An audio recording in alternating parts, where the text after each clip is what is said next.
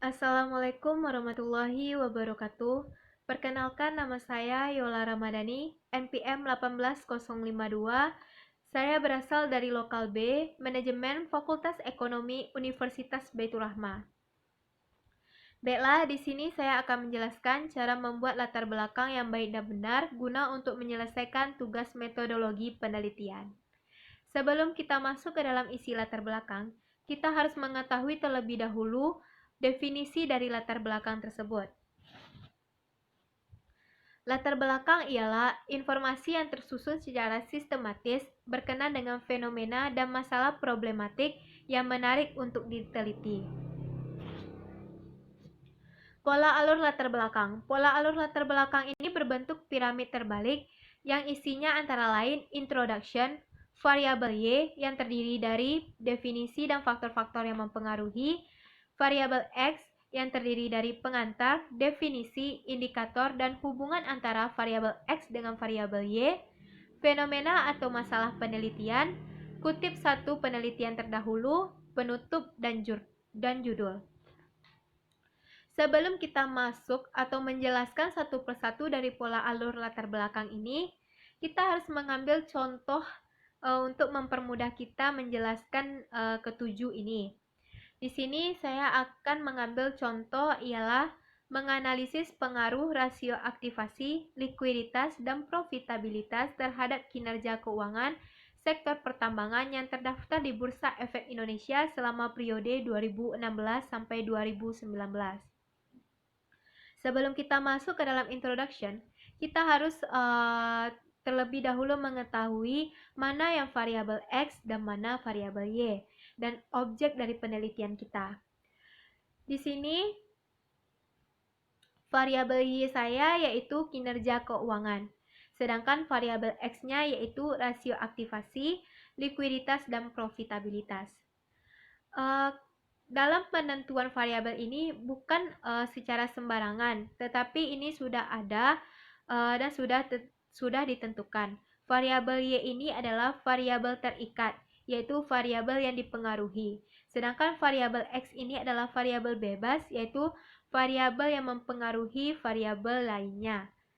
Di sini rasio aktivasi, likuiditas, dan profitabilitas ini akan mempengaruhi kinerja keuangan, sedangkan hasil dari kinerja keuangan tersebut ialah hasil dipengaruhinya dari ketiga rasio tersebut. Introduction adalah tahap perkenalan. Di sini introduction ini terdiri dari objek yang akan kita teliti. Di sini kan saya meneliti sektor pertambangan. Jadi saya akan menjelaskan apa itu sektor pertambangan, profil dari pertambangan tersebut, atau hal-hal yang berkaitan dengan pertambangan, baik itu dalam bentuk nasional maupun internasional. Tapi di sini saya membahas dalam bentuk nasional saja. Contohnya ialah dalam dunia pertambangan, Indonesia memang dikenal sebagai negara yang kaya dengan kandungan mineral yang siap diangkat kapan saja. Meskipun Indonesia menempati posisi produsen terbesar kedua untuk komoditas timah, posisi keempat untuk komoditas tembaga, posisi kelima untuk komoditas nikel, posisi ketujuh untuk komoditas emas, dan posisi kedelapan untuk komoditas batu bara, tetap saja terbelit beban utang yang tidak sedikit dan rasio orang miskinnya pun mencapai 17 juta jiwa. Kekayaan tambang Indonesia yang sudah dikeruk puluhan tahun ternyata hanya menghasilkan 11% dari pendapatan ekspor dan menyumbang 2,5% dari pendapatan domestik bruto atau PDB. Di sisi lain, sektor pertambangan merupakan sektor yang memiliki produktivitas tenaga kerja yang tinggi dibandingkan sektor lainnya.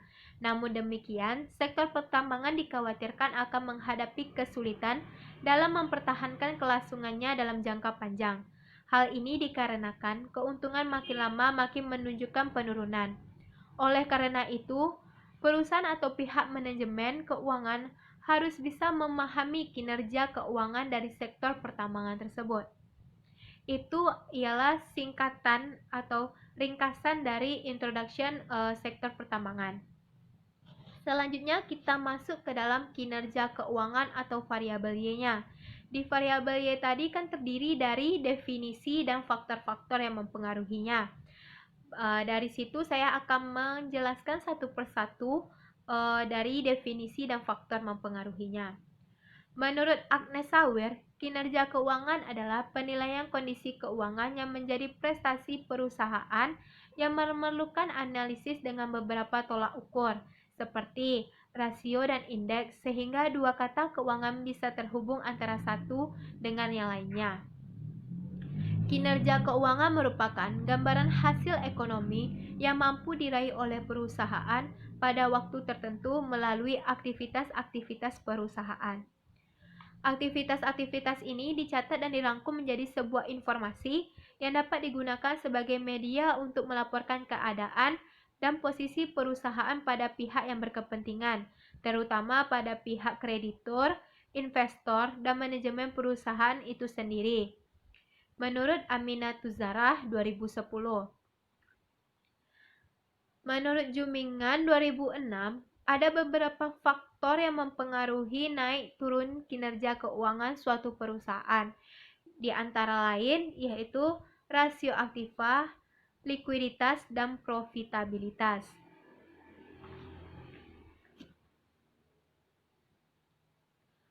Rasio aktivasi atau variabel X1-nya. Di dalam variabel X1 itu terdiri dari pengantar, definisi, indikator, dan hubungan antara variabel X dengan variabel Y. Baiklah, saya akan menjelaskan satu persatu dari hal tersebut. Yang pertama, kita masuk ke dalam pengantarnya. Contohnya ialah salah satu hal pokok yang harus diperhatikan oleh perusahaan ketika menjalankan bisnis adalah bagian keuangan atau finance. Bagian ini menjadi salah satu tonggak dalam menilai keberhasilan bisnis yang dijalankan, apakah mendatangkan profit yang besar ataupun sebaliknya, mendatangkan kerugian bagi kehidupan perusahaan. Keuangan erat kaitannya dengan laporan analisis, yang mana pada laporan analisis tersebut mencangkup berbagai perhitungan rasio, salah satunya adalah rasio aktivasi. Pada paragraf pertama ini merupakan kata pengantar dari rasio aktivasi. Yang kedua, kita membahas yaitu definisi dari rasio aktivasi. Menurut Kasmir 2017, rasio aktivasi adalah rasio yang digunakan untuk mengukur efektivitas perusahaan dalam menggunakan aktiva yang dimilikinya, atau dapat dikatakan rasio ini digunakan untuk mengukur tingkat efisiensi atau efektivitas pemanfaatan sumber daya perusahaan. Rasio aktivasi merupakan rasio yang mengukur seberapa efektif perusahaan dalam mengelola sumber daya yang ada padanya. Itu merupakan penjelasan dari definisi rasio aktivasi. Kemudian kita masuk ke dalam indikator dari rasio aktivasi. Ada beberapa indikator yang menunjukkan perubahan pada rasio aktivasi menurut librarybinusacademy.co.id, yaitu rasio perputaran total aktiva atau total asset turnover atau TATO, rasio perputaran piutang, receivable turnover atau RTO, dan rasio perputaran persediaan, inventory turnover atau ETO. Itu merupakan penjelasan dari indikator rasio aktivasi. Kemudian kita menjelaskan hubungan antara variabel X dengan variabel Y atau rasio aktivasi ini dengan kinerja keuangan. Jadi dapat disimpulkan hubungannya itu ialah sehingga dapat dipahami semakin bagus pengelolaan aktiva suatu perusahaan, maka semakin baik pula lah kinerja keuangan suatu perusahaan tersebut. Itu penjelasan dari variabel X1. Kemudian kita masuk ke variabel X2-nya yaitu rasio likuiditas. Sama dengan penjelasan dari variabel X1 tadi, paragraf pertama itu menjelaskan pengantar dari rasio tersebut. Paragraf kedua itu berisi tentang definisi dari rasio tersebut. Dan paragraf ketiga itu berisi indikator dan hubungan antara variabel X-nya dengan variabel Y-nya. Baiklah, saya akan menjelaskan rasio likuiditas. Pengantarnya yaitu Selain menggunakan rasio aktivasi, perusahaan juga menggunakan rasio likuiditas yang berguna untuk melakukan pengukuran dari seberapa likuidnya perusahaan. Apabila perusahaan mampu memenuhi kewajiban yang dimiliki, maka perusahaan tersebut liquid. Namun apabila mereka tidak mampu memenuhi kewajibannya, berarti perusahaan tersebut liquid. Setiap perusahaan harus dapat memenuhi kewajibannya, yaitu memenuhi kewajiban keuangannya atau kemampuan perusahaan saat ada penagihan. Oleh karenanya, setiap perusahaan perlu memahami rasio keuangan, salah satunya ialah rasio likuiditas. Itu merupakan contoh dari penjelasan pengantar dari rasio likuiditas. Yang paragraf kedua ini yaitu pengertian dari rasio likuiditas. Menurut Syafridah Hani 2015, rasio likuiditas adalah kemampuan suatu perusahaan dalam hal memenuhi kewajiban-kewajiban keuangannya segera bisa dicairkan atau yang telah jatuh tempo. Rasio likuiditas adalah salah satu teknik analisis rasio yang digunakan untuk menganalisis laporan keuangan yang berfungsi untuk membantu mengetahui kemampuan suatu perusahaan dalam membayar kewajiban jangka pendek dengan menggunakan aset lancarnya. Itu merupakan penjelasan dari definisi rasio likuiditas. Paragraf 3 ini terdiri dari dua, yaitu indikator dan hubungan antara variabel X dengan variabel Y. Menurut Syafridah Hani 2015, indikator yang mempengaruhi rasio likuiditas yaitu aktiva lancar dan kewajiban lancar, termasuk perputaran kas dan arus kas operasi, kesempatan bertumbuh atau growth opportunity, dan keragaman arus kas operasi, rasio utang atau struktur hutang.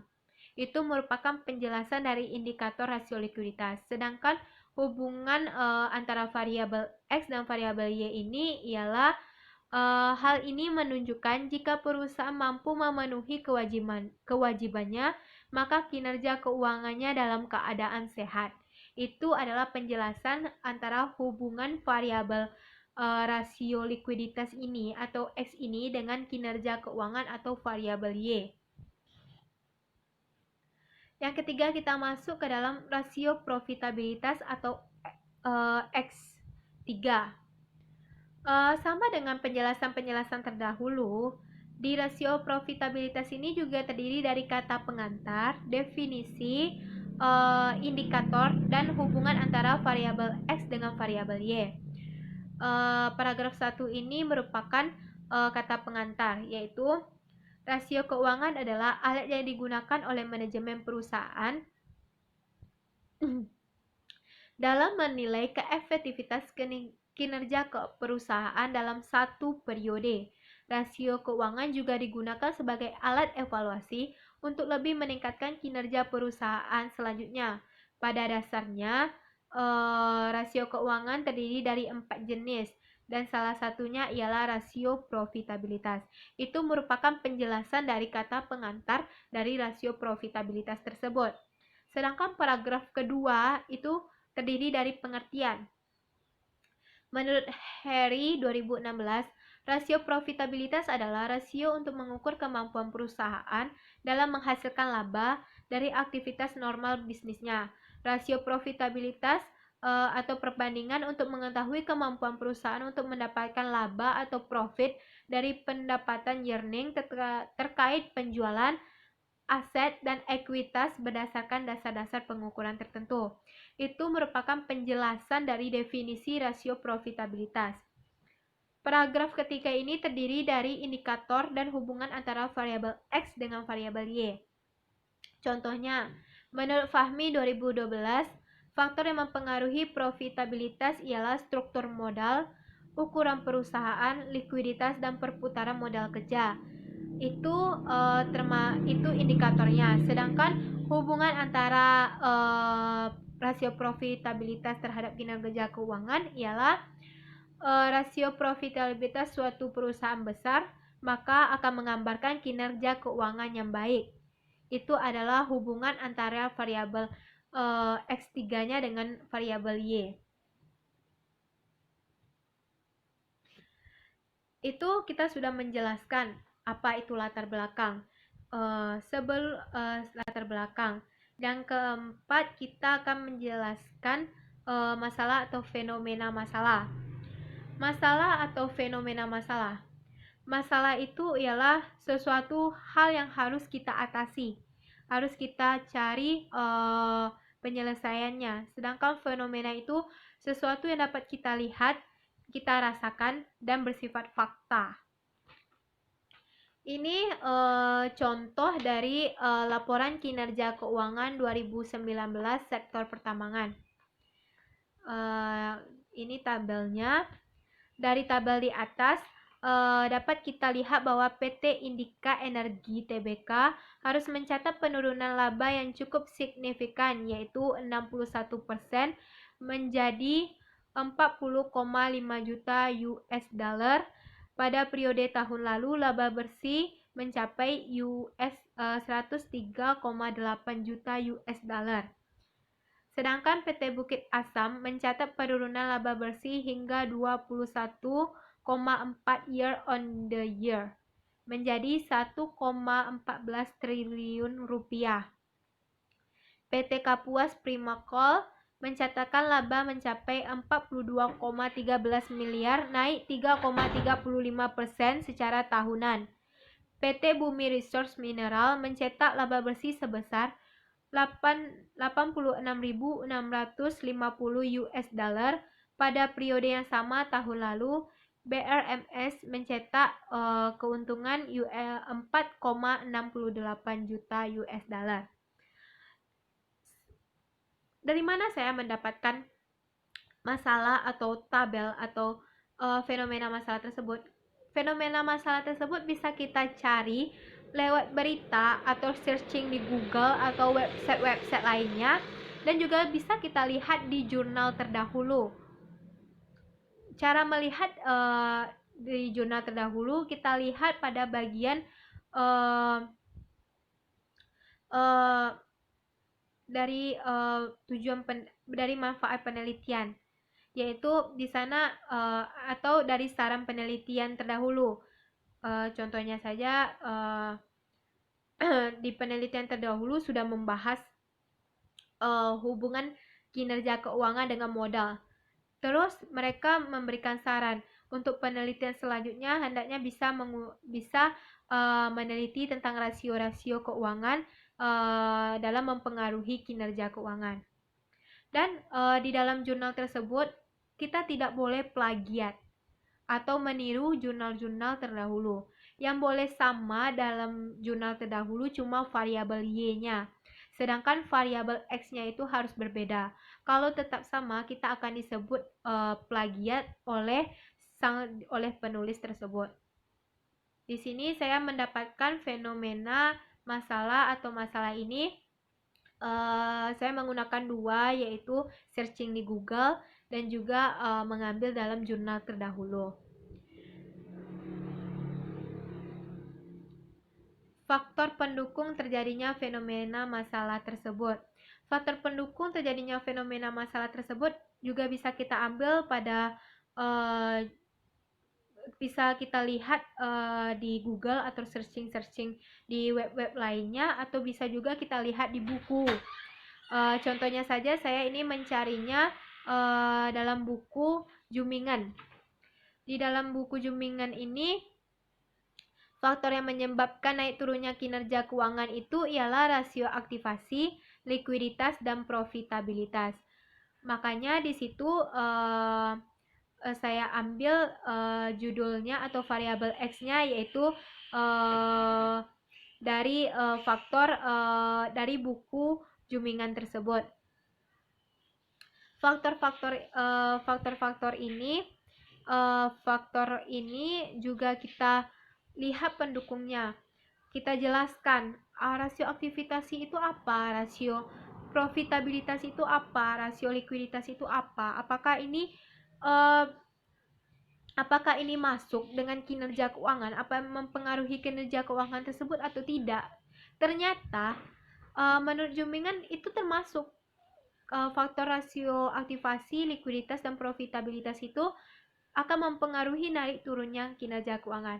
Jadi di sana kita bisa ambil bahwa faktor pendukungnya itu berasal dari aktivasi, likuiditas, dan profitabilitas. Di sini ini merupakan contoh dari faktor pendukung terjadinya fenomena masalah yang saya teliti.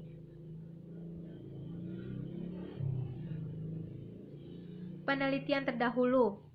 Kutip penelitian terdahulu. Penelitian terdahulu sekurang-kurangnya kita mengambil atau membaca 4 jurnal terdahulu. Jurnal itu kita gunakan sebagai referensi buat kita atau mempermudah kita dalam melakukan penelitian atau mencari fenomena masalah. Di sini saya mengutip salah satu jurnal dari Fadila Ansoria pada tahun 2018 yang meneliti tentang pengaruh struktur modal terhadap kinerja keuangan sektor pertambangan yang terdaftar di Bursa Efek Indonesia, yang menunjukkan pengaruh modal terhadap kinerja keuangan pada sektor pertambangan yang telah terdaftar di Bursa Efek Indonesia secara signifikan terhadap kinerja keuangan. Di sini variabel Y saya dengan Fadila Ansoria itu sama, yaitu sama-sama membahas tentang kinerja keuangan. Sedangkan variabel X saya itu berbeda dengan Ansoria. Di sana Ansoria membahas tentang pengaruh struktur modal, sedangkan saya membahas tentang rasio, aktivasi, likuiditas, dan profitabilitas. Maka itu dapat dikatakan kalau saya tidak plagiat terhadap jurnal dari Ansoria tersebut. Penutup. Penutup di sini yaitu kita bisa menggunakan kalimat contohnya yaitu variabel yang digunakan dalam penelitian ini adalah rasio aktivasi, likuiditas, dan profitabilitas sebagai variabel independen. Objek penelitian yang digunakan merupakan perusahaan sektor pertambangan yang terdaftar di Bursa Efek Indonesia selama periode 2016-2019. Itu penutupnya. Penutup sebelum kita masuk ke dalam judul penelitian. Judul penelitian ini dari semua yang saya bahas tadi, dari mulai latar belakang dari mulai latar belakang yang isinya introduction, variabel Y, X, fenomena masalah, kutip jurnal terdahulu, dan penutup. Di sana kita dapat menyimpulkan atau mengambil suatu judul penelitian. Dari hasil tersebut, saya mengambil judul menganalisis pengaruh rasio aktivasi, likuiditas, dan profitabilitas terhadap kinerja keuangan sektor pertambangan yang terdaftar di Bursa Efek Indonesia selama periode 2016 sampai 2019. Dan perlu kita ketahui kalau judul penelitian tersebut harus kita berikan tanda kutip di akhirnya, berikan tanda kutip dan menebalkan tulisannya. Hal itu sudah ditetapkan oleh metodologi penelitiannya, sudah ditentukan. Sekian, terima kasih. Itulah hasil presentasi atau penjelasan saya mengenai latar belakang dalam metodologi penelitian. Sekian. Assalamualaikum warahmatullahi wabarakatuh.